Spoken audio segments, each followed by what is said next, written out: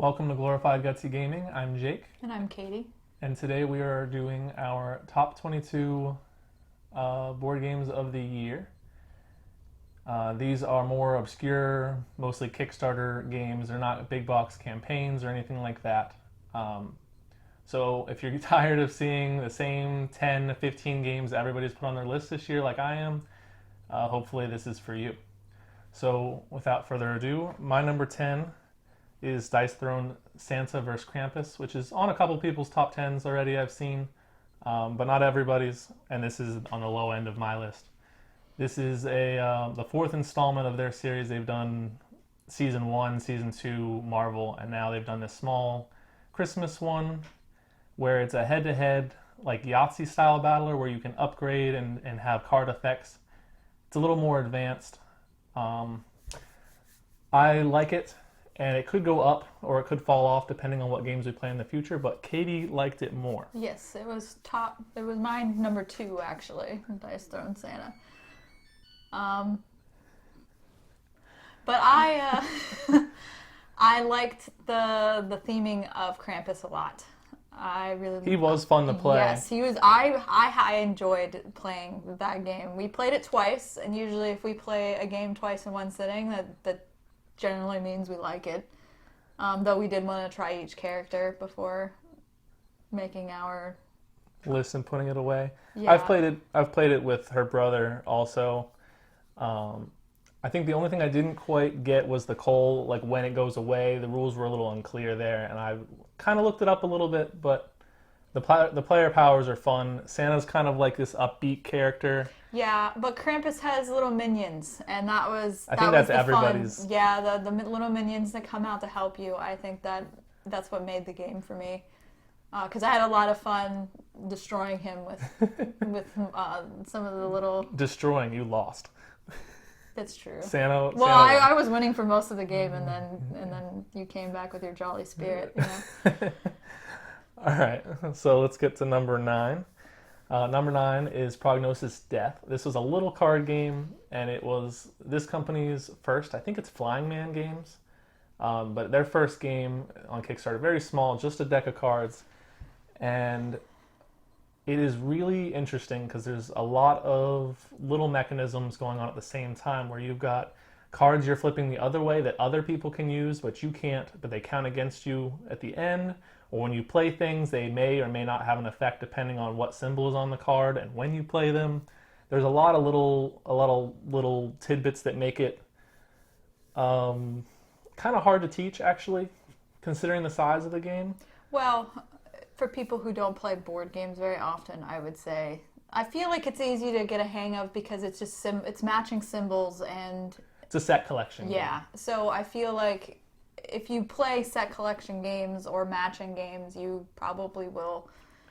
Yeah, it can be picked up, but we got tripped up a couple times, and trying to relearn it to teach others like a month later, it took a minute. But that's why it's lower on the list. But it's fun and it's different, and that's the bonus of why it's on the list. Prognosis Death is actually number 7 for me, so I liked it a little more than Jake, but I also didn't love it, I would say. Yeah, I think I liked it more than she did, but even though it's higher on her list. But Are you sure? I mean, I just like a lot of games more than you, I think. Oh, okay. But yeah, I had a lot of fun with it, so that's why it's my number 9. I put it 7 because it's different. It was very. I liked the diseases and stuff for it. Yeah, the art was kind of funny, and it was a quirky game. Is kind of what it was. It was quirky. And that's what made me like it. Yeah, I think that's fair. Yeah. I think it could stick around. I don't see it going anywhere just because it's so different. I won't want to get rid of it. No, so. It's definitely a game that I would never want to sell or give away. So. Fair enough. All right, number 8. This is Wild Realms. We played this at Dice Tower East, and we actually don't have a copy yet. But they did not have any copies for sale. Otherwise, I think we would have bought it. Katie actually won this one. Dominated. There's really, really nice player boards, which is probably like 90% of their production cost. But you have these player boards, and there's weather things and animals that you're trying to power and upgrade. in different realms too. So you had, your fire realm and your Yeah, there was water, earth, and air, I yeah, think. and you had to collect. I don't really remember. It's been a while since we played, so I don't remember the very. You had to get the different animals with certain amounts of power or something. It's been a while, obviously, but it was a lot of fun, Yeah, and it was a little different too. And the art was really nice. The small company, I think, not their first game, but their newest at the time, which I don't remember the name of the company. Wild Realms did not make it on my list, mainly because I didn't remember it. Yeah, we played it just the one time, but I really liked it, and I wanted to buy a copy and couldn't. So that's you publishers going to events. Have your games for sale. Like cost themselves like $40. All right, number 7. This is Mechanical Beast, and this is it's not the only cooperative game on the list, but one of few. This is, I believe it was a first-time designer also, and he'd done a print and play run of it earlier and then did the full game. But it's a very puzzly cooperative game where you're trying to shut off this machine from the inside and then escape. And you can get trapped very easily in this machine. And there's different tile. It's a tile laying cooperative kind of game, and you spin the tiles different ways depending on activating and where other people are. There's all sorts of little. Yeah, it didn't make it on my list. The main reason is I felt like you could never go back. It was impossible to consistently move forward in that game because you need to go back to retrieve other things. And once you flip the switch, rooms go away, and it does make it hard to escape, which is clunky. how you win. It was clunky, yeah. Yeah, and we were like, there was just this line. I ended up having a line around the table of just like me or Jake just being way far where we needed to be, and we needed to just draw tiles to get back to where we were. And it was very irritating for me, just to be honest. I thought it was nice and thematic, but to each their own. Anything else to say about that one? That was my gripe. I did not like that game. All right. Number 6. This is Waking Shards. We did the how to play video for them and intended on doing more, but it is what it is. So it is a little card game where you're trying to win 3 rounds, and you're just trying to have the highest number on your cards, but not all of them have cards, and some of them are shards which stay on your board and give you different powers every round. And it takes a little bit of time. It was a little longer than I wanted, I would say. Going to 3 seemed a little long, especially when we had more players. With 2 players, 3 was good. Mm-hmm. But I liked it way better as 2 players than I did with more, yeah. Because with the shards, there weren't very many, for one. No, when we had 4 players, once everybody played a shard, that was it. There was no more shards to play. And you could steal the shards, but it's like, I don't know. There was only one card that lets you steal or swap shards with somebody else, and you still lose one. I think there just wasn't enough cards in general to play with more than 2 people. There's not a lot of cards in the deck. You get a lot of repeats every round. I got the same cards when we played. Well, it's like a 20 card deck. Yeah, so. I know. So with 2 players, it was a great game. With 4, it was mediocre in my opinion, which is why it's number 10 for me. Yeah, I'd like to try this with 3 because we haven't done that yet. I don't think. But looking forward to receiving our copy. We have not got it yet. Having just 3 people is like impossible now. Yeah, well, we'll see.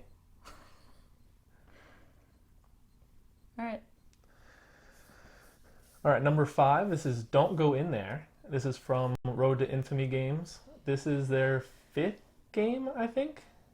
They did Canvas and Crypt, Afternova, and I think they did a game called Road to Infamy first that I've never seen. But this one is a little horror theme, which is a little different for them. I guess Crypt is kind of horrific. But it's just a dice placement. But in this one, Don't Go In There, it's kind of a worker placement, ghost avoiding kind of game. Yeah, well, you're collecting. You're collecting different items that have different abilities and different point values, and trying to get the most. And if you if you run into ghost, you get minus points and stuff. Which, so there's some chance involved with the ghost, with the rolling aspect of it. But it's number 4 for me, and I think that I really like the replayability of it because you can change out the cards. Yeah, there's a lot of different cards to swap in and out. One way you win, if you win one game, that's not necessarily the way you're going to win the next. So you kind of have to change your strategy based on what cards come up, what cards are even in play, and that kind of thing too. And there's 3 different locations in play at a time too that have their own different difficulties, we'll say. Some of them are good, some of them are not. Yeah. And you flip them every time that you go through all the cards at a location. So they're all double-sided. So 6 locations total that you'll go through, I would assume. Unless you go through one location like twice, where you flip it and then flip it back. But it's another family kind of style game. Looks like it's like kids are on the box or something. The dice glow and the box turns into a dice tower. Which is fun. Yeah, it's very fun even for adults. So I think that's a good entry for them. I don't think it's quite as good as Canvas, but I think I like it more than their other titles that we've played. I like it just as much as Canvas, I would say. I think it's a really good game to play with kids for sure, because it's fun, glow in the dark, like you said, and the dice tower aspect. And it's relatively easy if you play the right cards. The scoring might be hard for kids, depending on their age. For them. Yeah, you can just score it for them. Yeah. Or it's all learning, and if they fail, they fail. Harsh. All right. Number 4. This is Wolfenstein. This has been one I've been looking forward to for like 2 years now. I finally got it this year. It took me another like 2 months to build the minis. It's been a monster of a project for me. Yeah, and it only made it to number 4. Yeah, it fell off a little bit. We haven't got to play it a lot because it requires 4 players really. We played it with 3, and one person had to do 2 characters. I don't know. I want to do this right with 4 people, and it's been hard to get that together. Well, it's hard to get just 4 people to play. Right. Like too, we either have 5 or 6 or. Yeah, sometimes getting an exact player count really hurts. Yeah.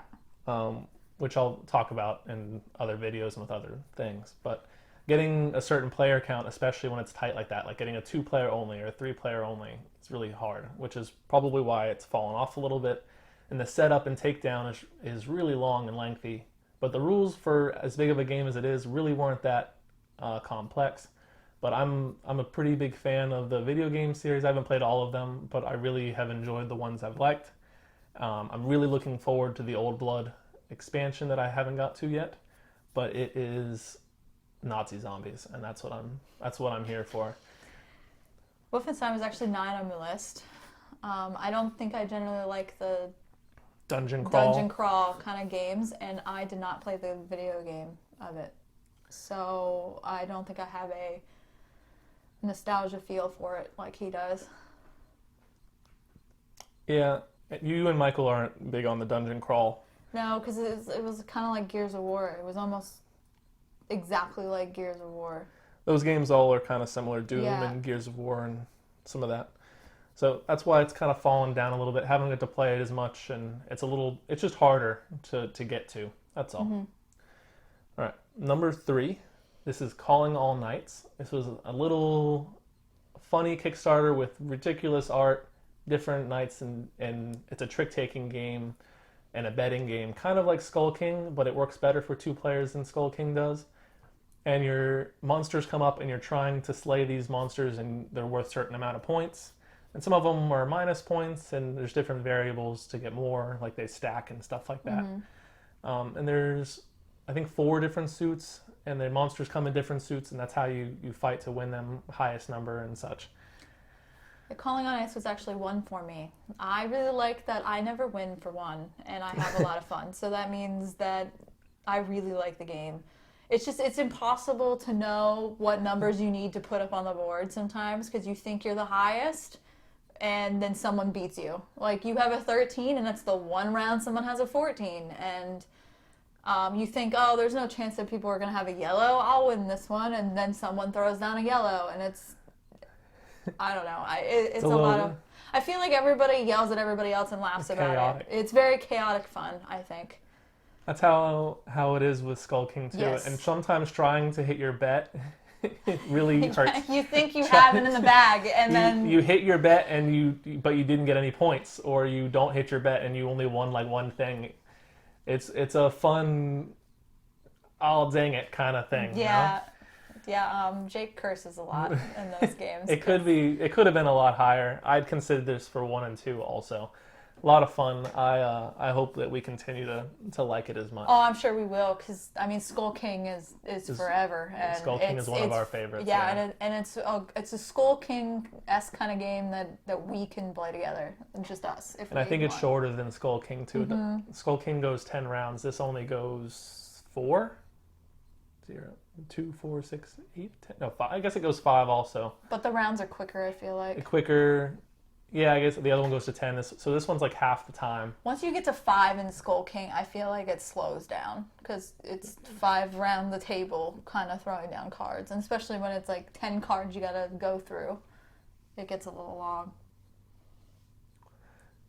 Yeah, I kind of hope that they release like a mini expansion for it in the future to add just either more monsters or maybe something that trumps the highest cards, because there isn't any of that. Or some like a new kind of knight that's different other than I don't know what I'm saying. They have a couple that have no color. Yeah, they can add another color probably. Yeah. So number 2, this is Zoo King. This is another little Kickstarter card game about building up your zoo with different animals and employees. And there's a market that you're kind of drawing from, or everybody's buying from, really. And you're trying to just have the most points. The winner is whoever gets the gold cards that come up, and they come up through the main deck. And whenever they come up, they have a condition on it, and whoever meets that condition gets that thing. Yeah, and there are awards for your zoo. Awards, yes. Yeah. I couldn't think of it. And you need a certain number of awards to win depending on how many players you're playing with. And we've played 2, 3, and 4 and liked it at every count. Mm-hmm. There is a 5th player option with the expansion that we haven't tried yet that I'm really looking forward to getting into. But I think I've won most of the time we've played, but I've really enjoyed it way more than I ever imagined. The art is really nice, and the different variables for the awards and when they come up, you could have all the birds you want, and if the bird award is last and somebody hits 3 before then, Yeah.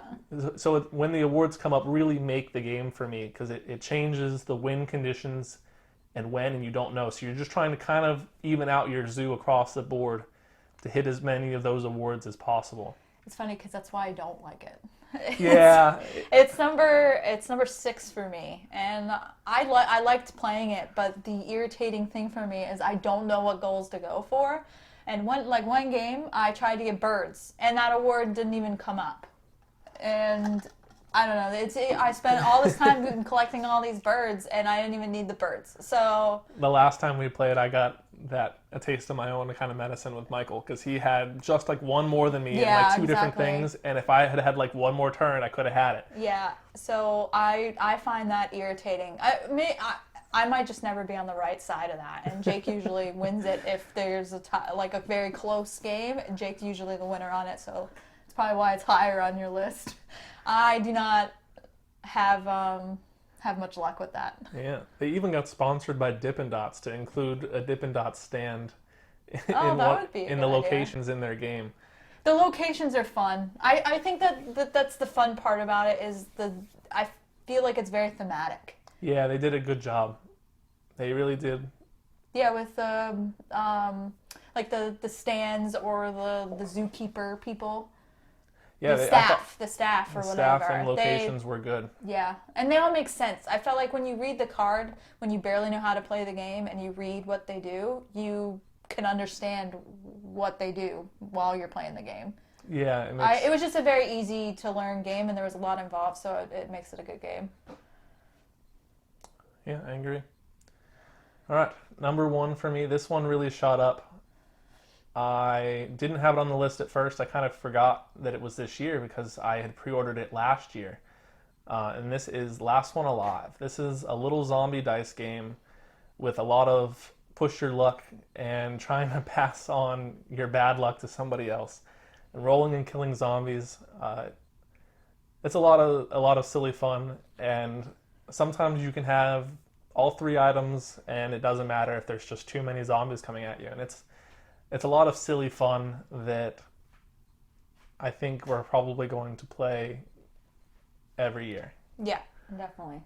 It actually didn't make it on my list, but I do like the game. It just, I like some other games more. But it's very, like you said, silly fun. I could see some people not enjoying it that want something more serious.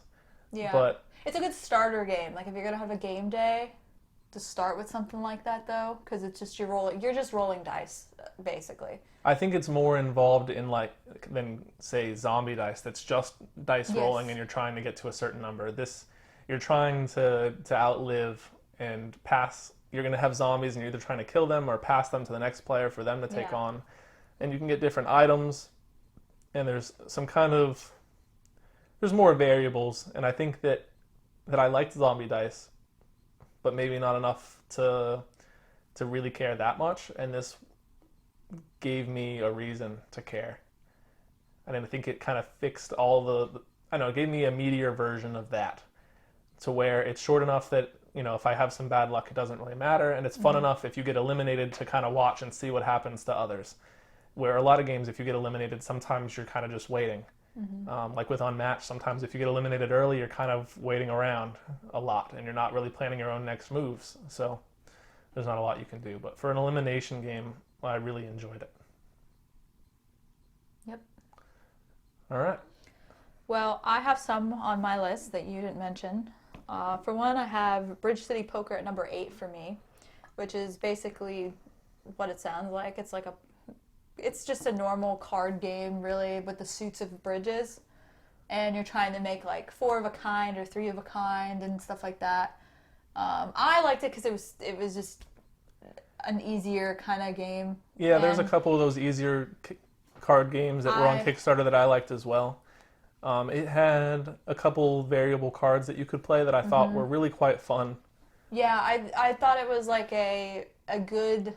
It's like a good game to introduce to people who don't play a lot of board games or card games, because it's kind of like games that they probably have played, but it has a variant of like... It's got that classic card game feel with some new elements. Yeah, so I really liked it. It's not super high on my list, but I did really enjoy each time we played. So the scoring element I thought was a lot of fun. Trying to keep your points low. If you finished, or somebody ran out of cards and you had like 10 left in your hand that were all worth a certain amount, that's how many points you get, and whoever has the lowest points is the winner. And that was a very fun... So you're trying to get rid of cards, kind of like Uno, right? It's kind of like a lot of those classic games, because you're trying to play like gin rummy and stuff too. It has kind of those same elements. And I thought the scoring was a lot of fun, rather than whoever runs out is the winner. Yeah. There's who does it best in, I think, 3 rounds. Yeah. Something like, maybe more. I think it's more. Yeah, it might be a couple more. I don't remember exactly. But yeah, that one's a fun, interesting one too. I think that one will also stay around. Yeah. And I think you have one more? I have 2 more, actually. 2 more, okay. I have number 5, Bone to Pick. You didn't have that, right? No. Do you know... I feel like you have a better explanation for that game. It's a party game where you're it's kind of got that betting element like Skull King and Calling All Nights, where you're trying to defeat these monsters coming at you, but you're doing it as a team, so it's kind of semi-co-op. It is and it isn't. You're trying to defeat the monsters by playing cards at equal or above their amount, right?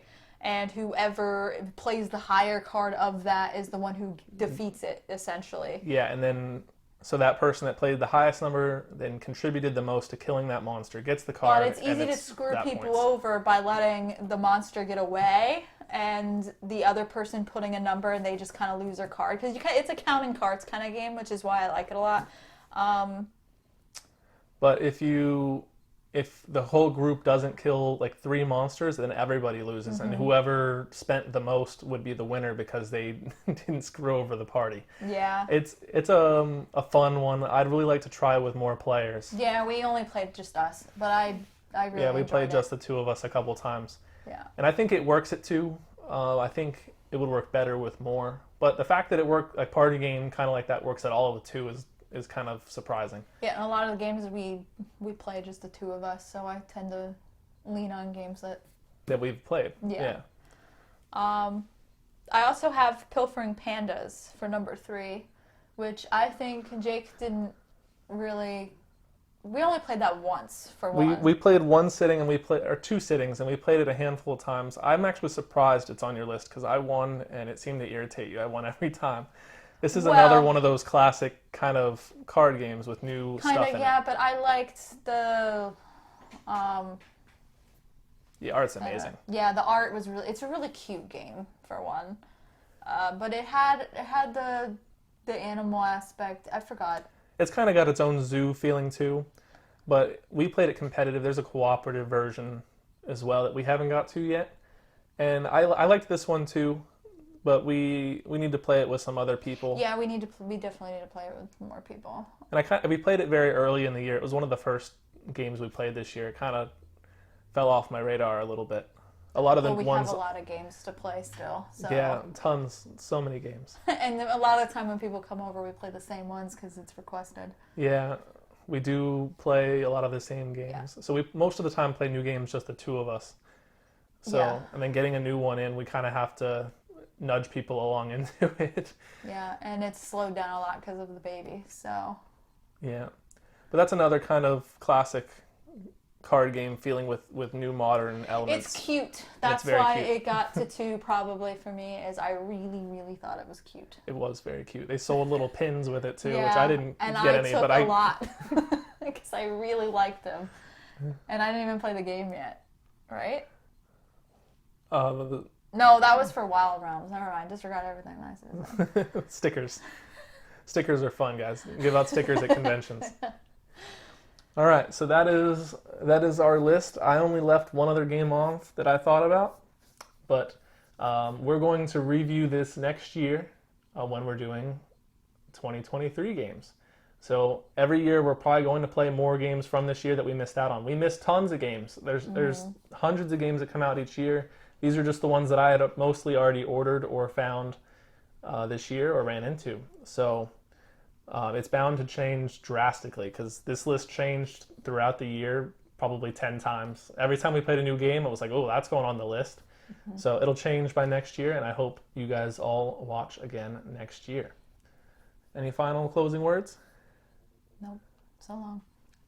All right. So long. Goodbye. Thanks for watching. Yeah, thanks for watching.